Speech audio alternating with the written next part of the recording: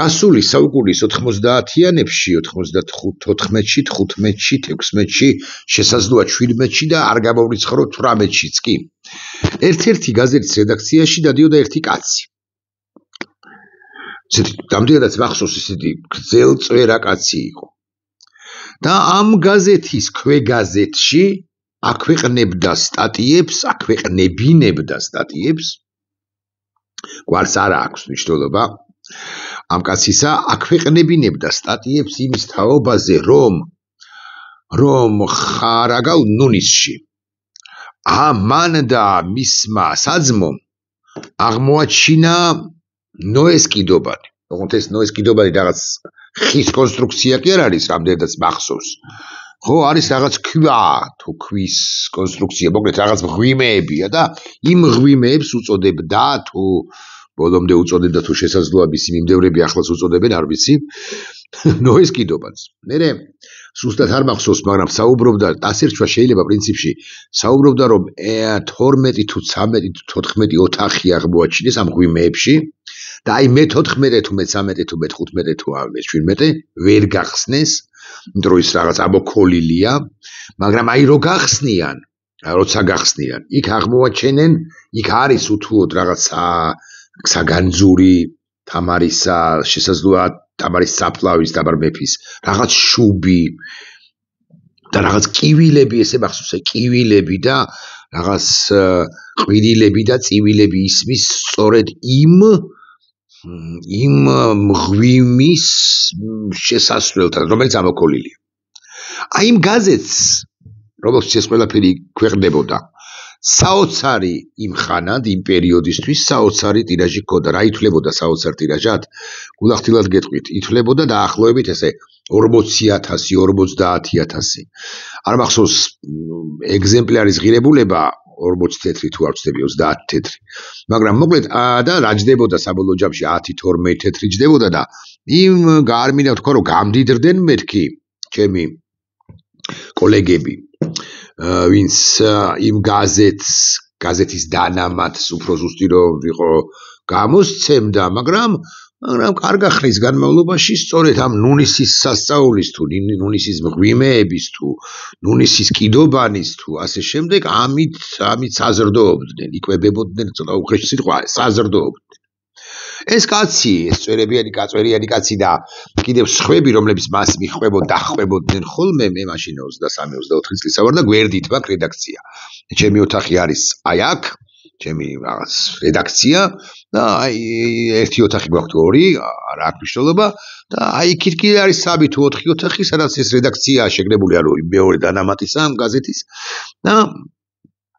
და მოკლედ ტირაჟი იყო ამგვარი და ეს კაცი და ეს ახალგაზრდები იმხანათ არ ვიცი, რაღაც 40 მიტანებულები ალბათ 40 მიტანებულები მაქსიმუმ, შუახნის ხალხი აი ამას ამ ბოლს აყენებდა ქართულ საზოგადოებაში და ტირაჟი კიდე ერთხელ ვიტყვი.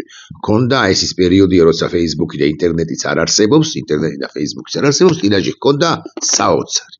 ეხლა ერთ წამს რო წარმოვიდგინო, რომ არის YouTube პერიოდი და ინტერნეტ პერიოდი და Facebook პერიოდი და ვიდეო გადაღება შეიძლება და ყველა ტელეფონს კამერა აქვს და ასე შემდეგ, ხო, ესენი ალბათ ისეთ ბოლს დააყენებდნენ, რომ ისედაც ამგვარი ამბების დაჯერებისაკენ მიდრეკილი საზოგადოება კიდე უფრო მეტად დაიჯერებდა, პირჯვარსაც გადაიწერდა თუ გადაიწერდა და ეს ყველაფერი იქნებოდა უმრავლესობის აზრი იმის თაობაზე, რომ ნუნისში არის ნოეს კიდობანი, რომელიც ერთი ოთახიც არის დაგმანული და იმ ერთ ოთახში არის რატომღაც ნოეს კიდობანში არის თამარის მან საგანძური ან უშუალოდ თამარის საფლავი ან რაღაც შუბი, ოღონდ ის ვერასოდეს ვერ გაიხსნება, სანამ რაღაც მასონები, ეხლა უკვე უტრირებთ, მაგრამ მაინც მასონები, დემონები და ასე შემდეგ რაღაცა არ გაიწევიან გვერდით და უფლის წყალობა არ იქნება გარდამოსული ამ ყველაფერს. ამ რამდენიმე ხნის წინ შემომხვდა ერთი ვიდეო, რამდენიმეჯერ. სულ სხვა თემას კი არ, ამ თემას ვიხები ოღონდ დღევანდელობაზე.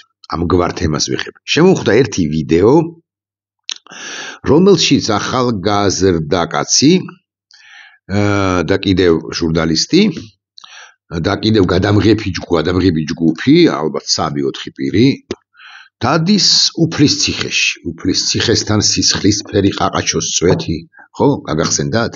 უფლის ციხეში დაიარებიან. ამ გოგოს აქვს ესეთი გაშტერებული, ასთან ბოდიში ცხადია.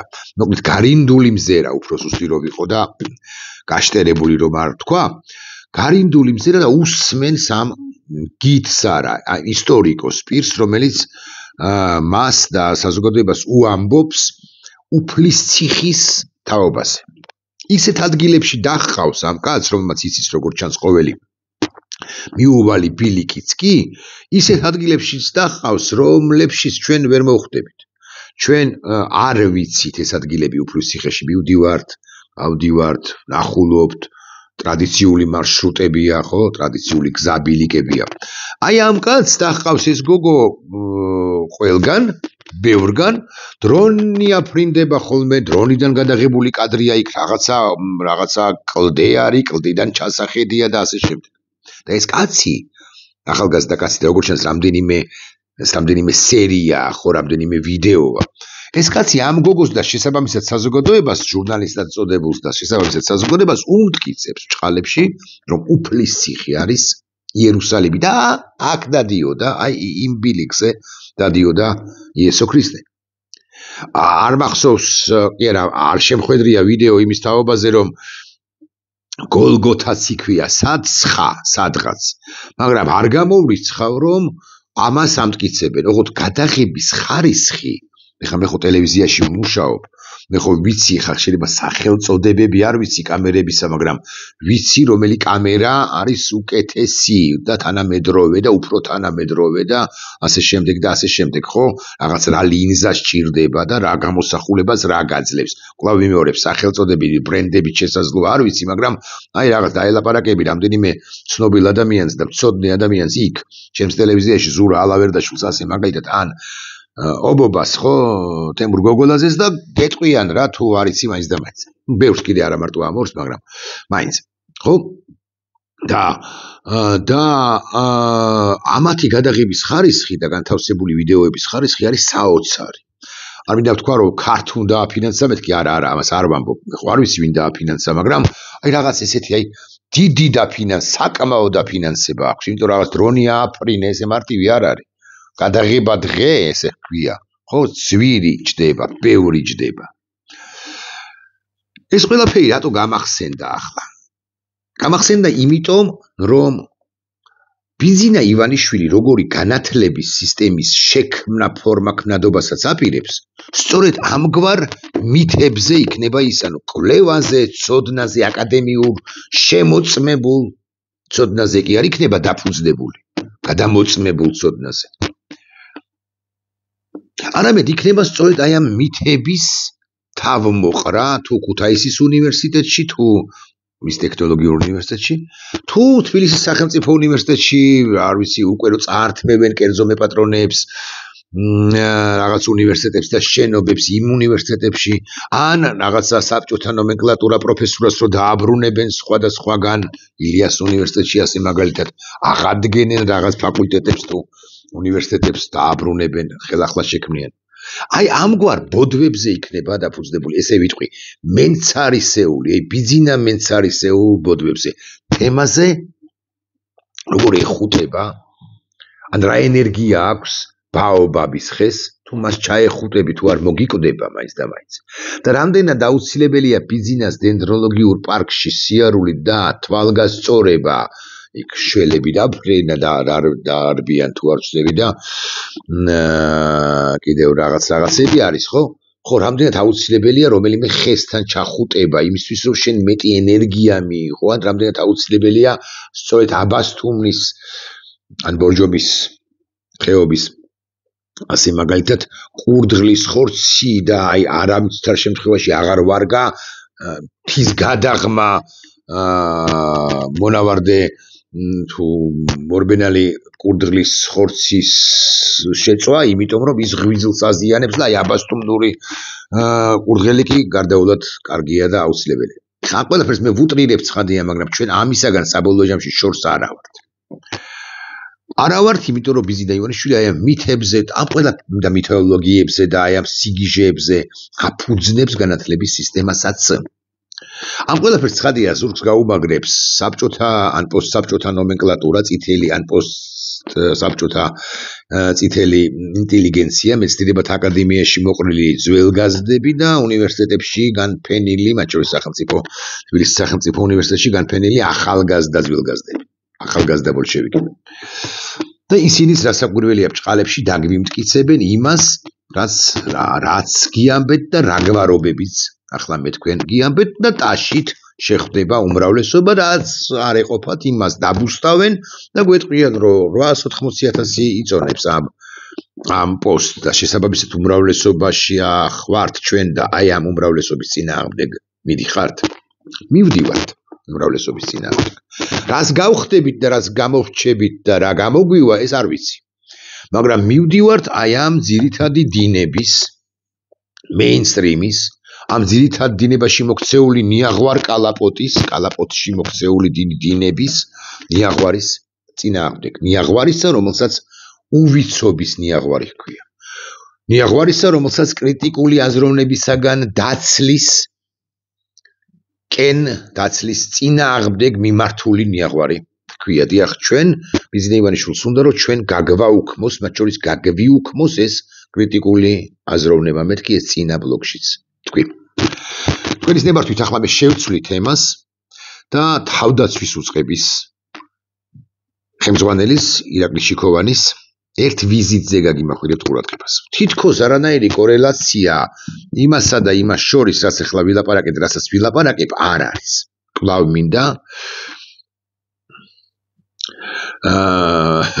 მინდა ეს დავადასტურო. არანაირი კორელაცია არ არის თითქოს, მაგრამ მე ვეცდები რაღაცა ძაფების პოვნას ერთმანეთში და გაგახსენებთ, რომ საქართველოს თავდაცვის მინისტრის ხელმძღვანელად წოდებული ირაკლი შიქოვანი ამ 2-3 დღის წინ იყოფებოდა ბელგიის სამეფოში და იქ შეხვდა კოლეგებს რამშტაინის 31 თავდაცვის საკონტაქტო ჯგუფის შეხვედრის ფარგლებში. კოლეგებს გერმანიიდან, კოლეგებს ცალკეული სახელმწიფოებიდან, ნატოსი გამართა ორმხრივი შეხვედრებით სავარაუდოდ კულისებში, იმიტომ რომ არ გაუვრცელებიათ ესე პირისპირ შეხვედრები წინა მინისტრისაგან განსხვავებით, ბურჭულაძისაგან განსხვავებით, ფურცელი წედო და კალამის ეწერა ხედავ და იმიტომ ვამბობ. ეწერა თამამად მის რაღაც წინ მდებარე აბრას ჯორჯია, ასაკურელია ფრანსეს გვერდზე, ანუ საფრანგეთის გვერდზე, როგორც მაკრონი და კობახიძეს ხდებიან ხოლმე ერთად ალფავიტის მიხედვით არის ისე დაჯდა შიქოვანი საფრანგეთის თავდაცვის უწყების ხელმძღვანელთან და ასე შემდეგ და ასე შემდეგ. ვიკითხავ. ბატონ შიქოვანს ვკითხავ. ამ უკრაინის თაობაზე რატო დადიხართ შეხვედრებზე? უკრაინა ხო ჩვენი იმპერია და უკრაინის ლიდერი ხო ჩვენი იმპერია. მის თავდაცვის მინისტრთან ან იმ ევროპელ და ზოგადად დასავლელ პარტნიორებთან, რომლებიც უკრაინას ეხმარებიან, ეხიდებიან, თქვენ რა გესახმებათ? მე რო ვიყო ქართული ოცნების მომხრე ამომრჩეველი აქტიური, მე ვკითხავდი რომ იმ ორგანიზაციასთან, რომელსაც ნატო ჰქვია, ან რამშტაინის შეხვედრის ფორმატში რატომ მონაწილეობთ და რატომ უჭერთ თუნდაც ასეთ დონეზე უკრაინას მხარს, რომელიც ჩვენი დამფუძნებელი მამის ბიზნი ივანიშვილის პრაქტიკულად გაცხადებული აზრით დასამარცხებელია, გასანადგურებელია. ვისკენ ახარ ირაკლი შიქოვანო შენ? ირაკლი კობახიძისკენ თუ უკრაინის თავდაცვის მინისტრისაკენ თუ პრემიერ-მინისტრისაკენ თუ პრეზიდენტისაკენ, უკრაინისაკენ, რუსეთისაკენ და თუ რუსეთისკენ ახარ როგორც ჩვენ ვართ მოსახლეობა მათ შორის ამომრჩეველი ქართული ოცნებისა, აქ რატო დაეხეტები?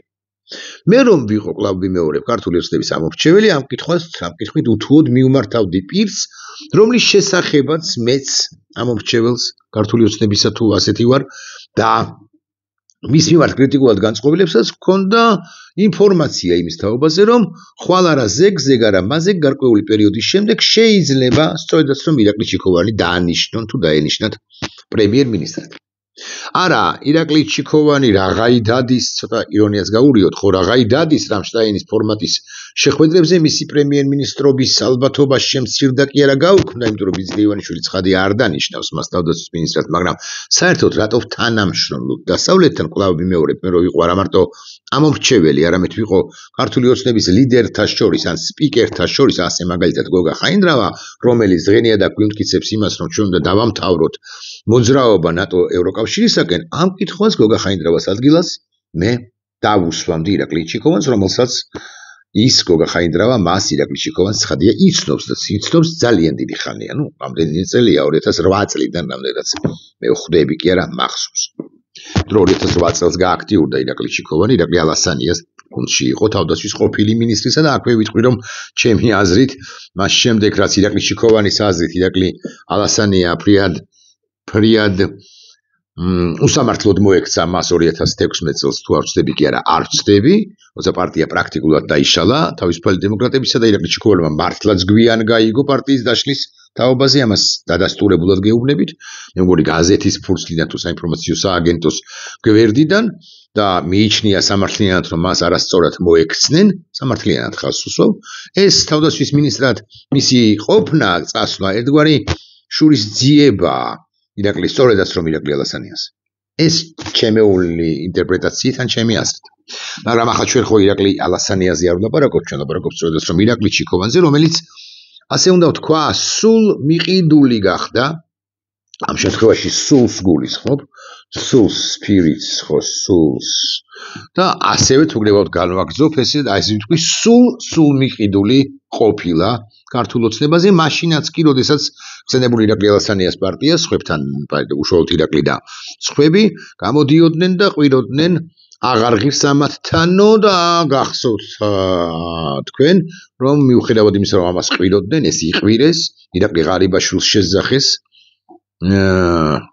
ქართული ოცნების აწუკე ყოფილ შენობასთან, ქვია იმას ერეკლეს სასახლესთან, ისა ინაღამეს ეწამოს და ყველა შვილივით ისა ასა, ხო, მოკლედ ერეკლეს მოედანზე ქართული ოცნების შტაბ-ბინა რო იყო და ახლა სხვა ოფისი აქვს მოგეხსენებათ, მათგან ბევრმა თანამდებობები დაირტყა, უკვე გარკვეული პერიოდის შემდეგ და ზოგი თანამდებობებზე არის კიდეც, ზოგი, ყველა არა, 2-3 მახსენდება, ვინც თავისუფალი დემოკრატების იმჟამინდელი გუნდიდან ალასანიას გარდა არის ოპოზიციაში ან ოპოზიციასთან ან კრიტიკულად განწყობილი დე-ფაქტო ხელისუფლების მიმართ, მაგრამ ახლა ამაზე ხო არ ვლაპარაკობ, ირაკლი ჩიქოვანზე ვლაპარაკობ, რატომ დადის ირაკლი ჩიქოვანი გეკითხებით კიდევ ერთხელ ნატოს ეგიდით უკრაინის მხარდასაჭერად და თუ დადის და თუ იმასაც ამბობს, რომ ბელგიის სამეფოში იყო, რომ რამშტაინის ფორმატი ამერიკის შეერთებული შტატების ინიციატივით 22 წლის აპრილში ჩაეყარა და ხომის მონაწილეობა უკრაინაში მიმდინარე ომის ვითარება გამოიხილეს და სამხედრო დახმარების საჭიროებაზე იბრძოლეს,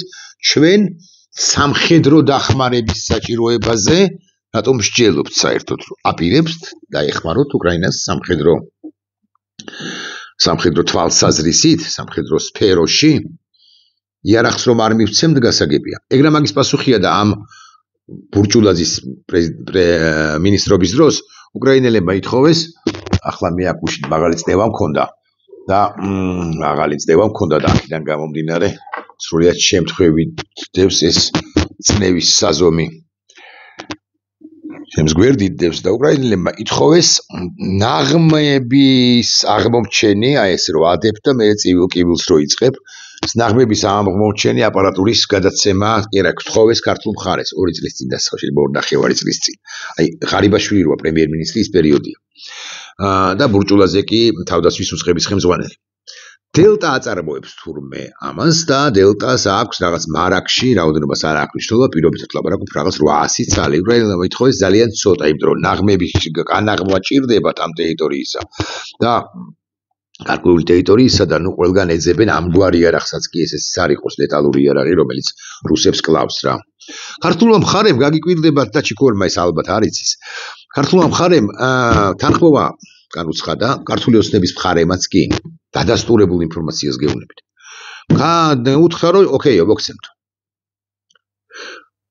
და უკვე მე წავიდა ეს პროცედურა, ხო, ანუ დელტა საწყობები, მარაგები, რაღაცა მიღება ჩაბარების აქტი და ასე შემდეგ, როგორ გაიტან, რაღაცა და ყოველს გადაწყვეტილებასაც ელიან პარლამენტში ეიფხანათ ირაკლი კობახიძე.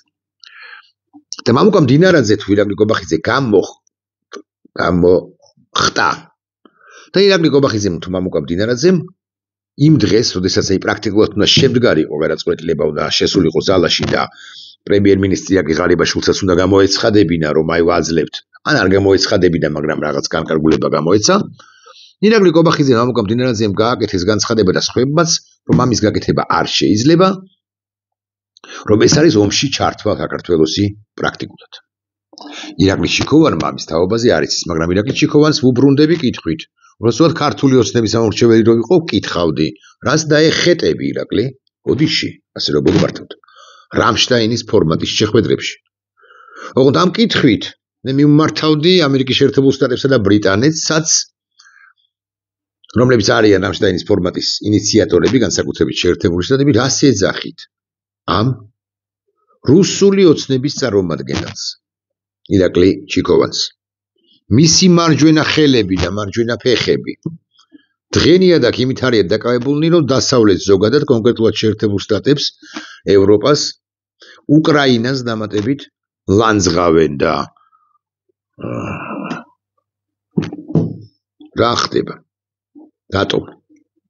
ხომ ფაქტია, რომ ირაკლი ჩიქოვანს ვერ ვიტყვი ამას გულახდილად გეტყვით, მაგრამ ირაკლი ჩიქოვანი როგორც კი ანგარიშს აბარებს ამის თაობაზე პრემიერ-მინისტრად წოდებულ ბანდიტს, ის პრემიერ-მინისტრად წოდებული ბანდიტი ადნაკლასნიკი რუზე თუ ვკონტაქტე რუზე სწერს საკუთარ ნაჩალნიკებს FSB-ში, რომ აი ეს და ეს მოხდა რამშტაინის ბოლო შეხვედრაზე და ინფორმაციას ისედაც აქვთ, რაც საჯაროა და რაც არ აქვთ, ირაკლი ჩიქოვანისგან არა, კობახიძისგან მისდით ეს ინფორმაციები. ახლა ის მის კითხვა რა კორელაცია პირველ ჩემს ვიდეობლოგის პირველ ნაწილსა და მეორე ნაწილს შორის. თითქოს არაფერი. ნამდვილად არაფერი. უბრალოდ კრიტიკული აზროვნებისაგან დაცლილი საზოგადოება, რომ უნდა რომ ჩამოაყალიბოს ბიზინა ივანიშვილს, ამ კითხვებსაც კი, როგორც ახლა მე დავსვი ირაკლი ჩიქოვანთან მიმართებაში, არც არავინ არ დასვამს გარკვეული პერიოდის შემდეგ, იმიტომ რომ ადრე იქნება თუ გვიან მე ხო და ჩემმა კოლეგებმა ჩვენი ასაკის ადამიანებმა 42 წლისა ვარ, მეტის კი არა, მაგრამ ნუ თქვათ 5 წელს, 7, 10 წელიწადში ხო უნდა დავკიდოთ ლურსმანზე ხელთათმანები. და ახალგაზრდებო აწკი თქვენ, გამოდით თქვენი ჭირიმე ხო უნდა ვთქვათ, ახალი თაობის ჟურნალისტებზე, კარგი, იმათმაც უნდა დაკიდონ და მე კიდე ვიღაცა უნდა მოვიდეს ჟურნალისტიკაში და ხო გაივსება ეს ჟურნალისტიკა. გაივსედაც სავსეა. გაივსება ირაკლი აგვარია ჩიხლაძეები თუ ის მეორე როა ბუთქუნა ბიჭი აგნიკაშვილთან თუნდაც არ ვიცი გვარ თუ აღარ მახსოვს ანიკაშვილთან ერთად რომ მიხავს მოკლედ რაღაც საოცარი კითხვები რო აქვს მაგათაც დავანებოთ თავი გაივსება ეს ჟურნალისტიკა ტიპებით რომელიც ჟურნალისტი არ არის აი დღეს ვინც დავასახელო ახლა და რომელსაც ქვია გიორგი აბაშიშვილი 10,000 ლარი იქნება ხელფასი პროფესორ მასწავლებლებისაო რომ ამბობს ამ განათლების რეფორმად წოდებულ რეფორმაზე აგრეთვე მართლა ჟურნალისტზე პროფესიის ჟურნალისტზე წავიკითხავ თქვენის ნებართვით შორენა შავერდაშვილზე ის აღარ არის ჩემი ფრენდი მე ის რახანია წავშალე მაგრამ არ დამიბლოკავს კარგია და აი მართლა შაგორია შავერდაშვილი 895 მუჩალ ფრენდი ყოლია საერთო ფრენდი ვაიმე აი ხლა 1 საათი შეცვალა რიტო პლასტინი გამოატრიალა დათო ზურაბიშვილის პოსტს აზიარებს ეს ვინ არის ბოდიში ფედერალისტების წევრი ლიკა გახარიას პოსტს აზიარებს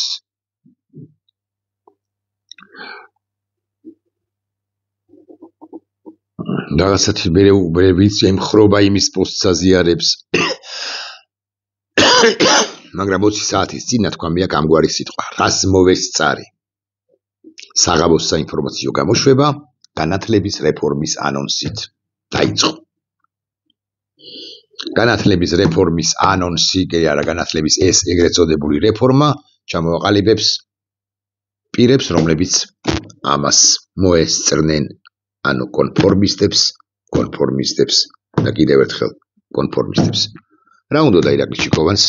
ქართული ოცნების მომხრე რო ვიყო და მათ შორის ჭორენა შავერდაშვილიც რომ ვიყო ვიგარ. რა უნდოდა ირაკლი ჩიკოვანს რამშტაინის ბაზაზე სასწრაფოდ მიპასუხეთ.